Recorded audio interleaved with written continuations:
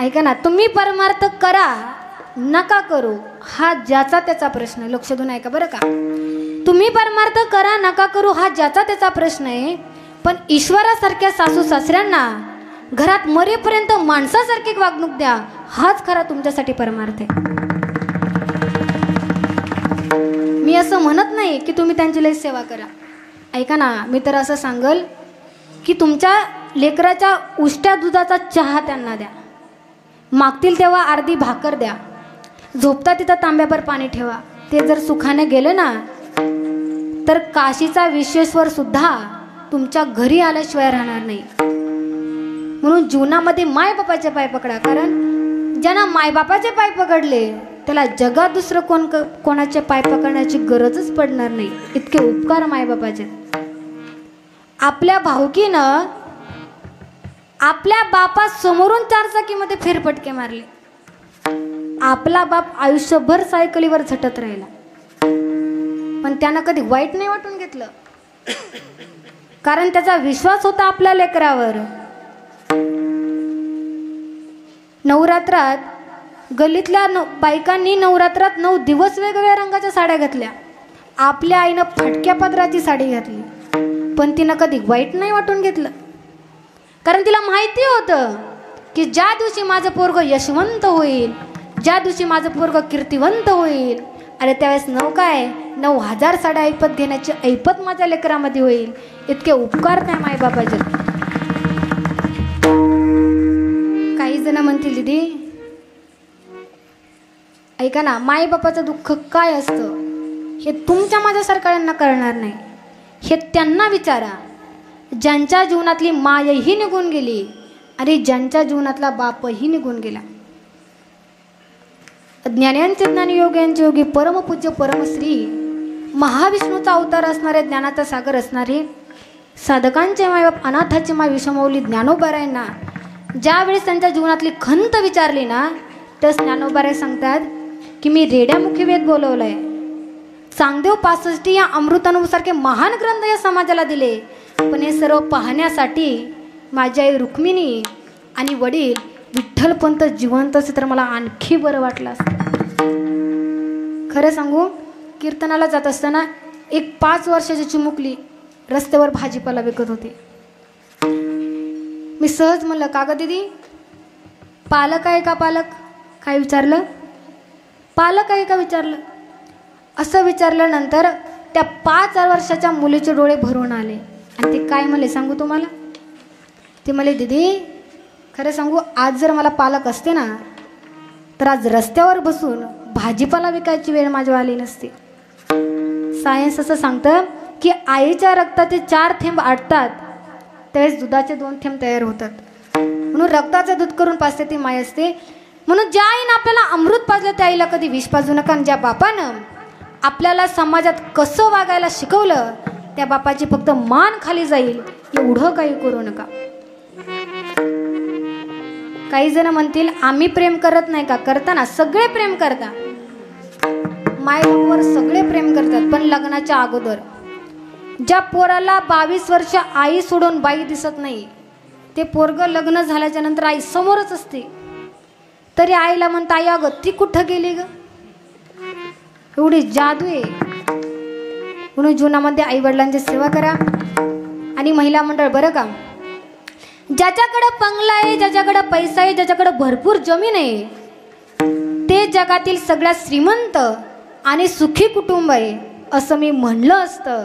पण माझ्या मते ज्या घरात 2 जावांचा, 2 भावांचा, सासूचा आणि सुनेचा, नणंद आणि भाऊजाईचा खळखळून हसण्याचा आवाज ज्या घरातून येतो ते घर जगातील सगळ्यात श्रीमंत आणि सुखी कुटुंब आहे असं म्हणायला हरकत नाही.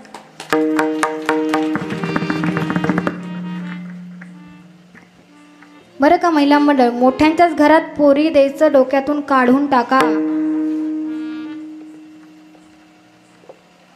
50 एकर जमिनीवाला आहे पण मुलगा पुढं जाऊन जर व्यसनी निघाला तर 10 वर्षात 1 एकर सुद्धा ठेवणार नाही. पण पोरगा निर्व्यसनी असू द्या 10 वर्षात अर्ध्या एकराची 25 एकर केल्याशिवाय राहणार नाही. शेतकऱ्याच्या घरात पोरगी द्या, वारकऱ्याच्या घरात पोरगी द्या.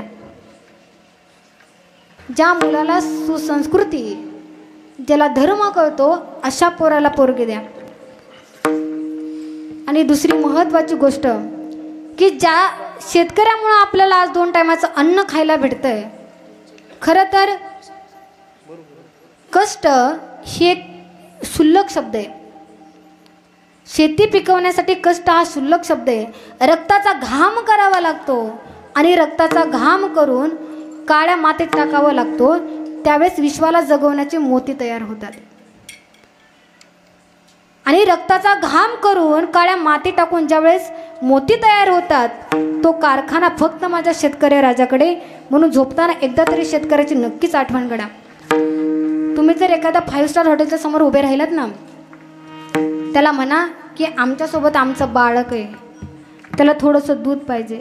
200 रुपयाचं दूध देईल तुम्हाला तो थोडंसं. पण तीच गाडी तुम्ही शेतकऱ्याच्या दारात उभी करा आणि त्यांना म्हणा की आमच्यासोबत आमचं बाळ आहे, त्याला थोडंसं दूध पाहिजे होतं. सांगू तुम्हाला, वासरू गाईला सोडतं, तांब्याभर गाईचं दूध काढतं, पोटभर लेकराला पिऊ घालतं, बाटलीभर सोबत देतं, शेजारचा खिशात हात घालतो. लेकराच्या दुधाचे पैसे घेत नाही आम्ही. अहो, आम्हालाही लेकर आहेत.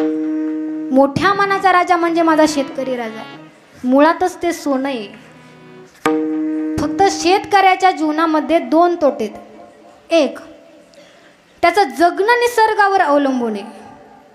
आणि 2, त्यानं कमावलेल्या मालाचा भाव ठरवण्याचा अधिकार त्याला नाही. फक्त या 2 गोष्टींमुळे शेतकरी महाग आहे. नाहीतर शेतकरी खात नाही कोणाला. काय गरज आहे त्याला? 50 रुपये लिटर दूध जाते त्याचं आडलंय फक्त. नाहीतर गरज नाही त्याला, कारण मुळात तो राजा आहे. म्हणून मुली द्यायच्या शेतकऱ्याच्या घरात द्या, वारकऱ्याच्या घरात द्या. धर्माला कलंक लागेल असं कधी वागू नका. व्यसनाच्या अधीन कधी जाऊ नका. नीती सोडून पैसा कधी कमवू नका. आणि ज्यानं हे सगळं दिलं ते माझ्या पांडुरंगाला कधी विसरू नका. आणि नाथ महाराज सांगतात की ज्याच्या मुखामध्ये अखंड भगवंताचं नामस्मरण, गळ्यामध्ये पवित्र तुळशीची माळ, कपाळाला गोपीचंदन टिळा, ज्याच्या जीवनामध्ये पायी पंढरपूरची वारी, अशी व्यक्ती देवाला आवडतं यात नवल नाही. ती व्यक्ती विश्वात पूजनीय ठरते. तेच नाथ महाराज अभंगाच्या शेवटच्या चरणात सांगतात.